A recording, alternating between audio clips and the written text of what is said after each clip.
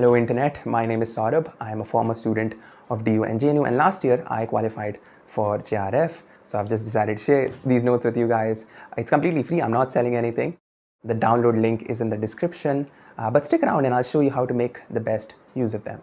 So as most of you would know, the UGC NET exam is split into two parts, paper 1, which is general, and paper 2, which is specific to your subject, which was English in my case.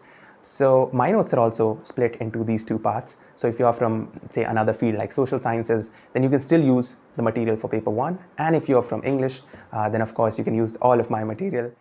All right, let's jump into the paper 1 folder. These are the notes. It's basically the same file in two different formats. This one is a PDF, which is good for printing. The other one is a Word document, which is great if you want to read it on your computer, especially because of the navigation feature. Let me show you what that means. When you download and open the Word file, click on the View option in the menu bar and then tick Navigation pane. Now you'll see an outline of the entire document, which makes it very easy to jump to any section that you want to study. You can also click on these tiny triangles to expand or contract different sections. Besides navigation, this is also a great tool for revision. Once you've studied all the material, you can quickly skim through all the headings and the subheadings, and it will reinforce everything in your mind.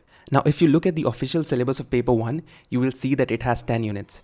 By the way, you can download this from the official UGC NET website or get it from the extras folder in my drive. Yeah, so I was saying that there are 10 units and you get 5 questions from each unit. In my notes, these units may have different titles, but all the material is pretty much covered. One important thing, don't be fooled by this syllabus. It does not state a lot of things explicitly.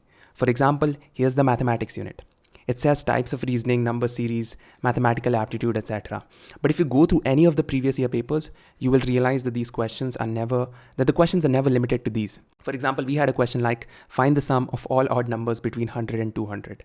Now, if you tried doing this manually in the exam hall, you would be in big trouble.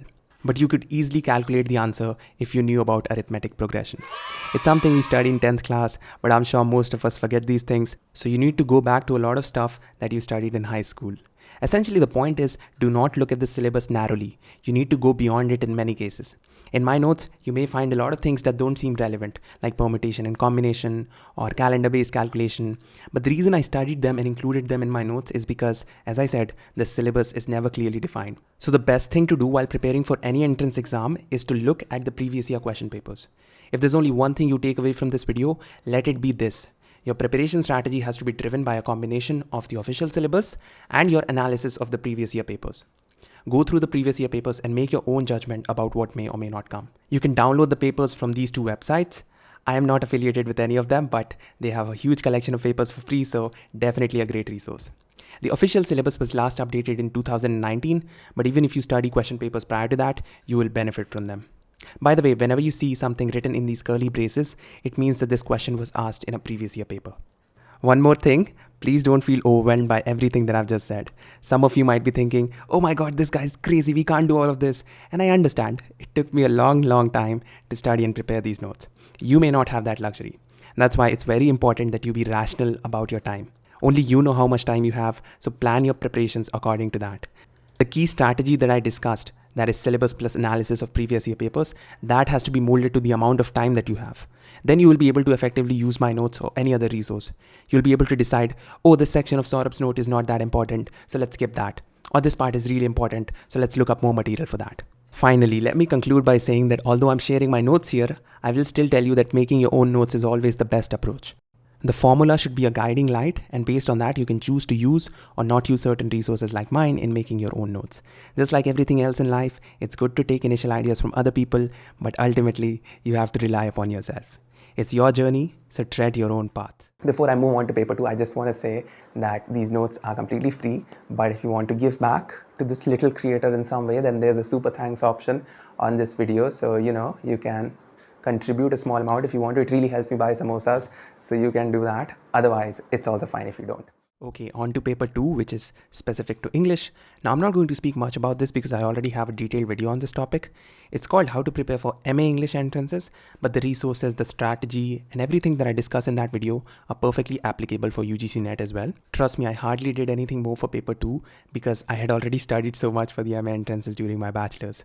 If you watch that video, you'll see that at one point I say that I'm never going to share my notes, and there was a reason behind it. I've always felt that students should refer to the primary material, that is books written by scholars, I still think that is the best way, but I understand that that may not be feasible for everybody, so here are the notes. They are split into 13 files, and oh god, it's very nostalgic for me to come back to these because I made them in my third year of bachelor's, so it brings back a lot of memories of that time. But anyway, let's open the British and classical file. You will see something like this. First of all, almost every file is further split into multiple sheets. If you look at the bottom of the screen, you will see these tabs, and if you click on any of them, they will take you to that sheet. For example, let's click on Greek. And now we have the Greek sheet in front of us. This is the author, some general biographical information, the text they have written, and some detail about the text. Often you'll see a tiny red triangle at the edge of the cells, which means that there is a comment there. When you hover over it, you will see some more information. So you can read it from top to bottom and then move on to the next sheet. The sheets, as you can see, are arranged in chronological order. And once you've finished all the sheets in the file, you can move on to the next file.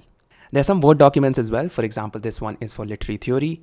Again, I used to keep everything organized, so use the navigation pane to your advantage. Whenever you see something highlighted in yellow, it means that it's the name of a text.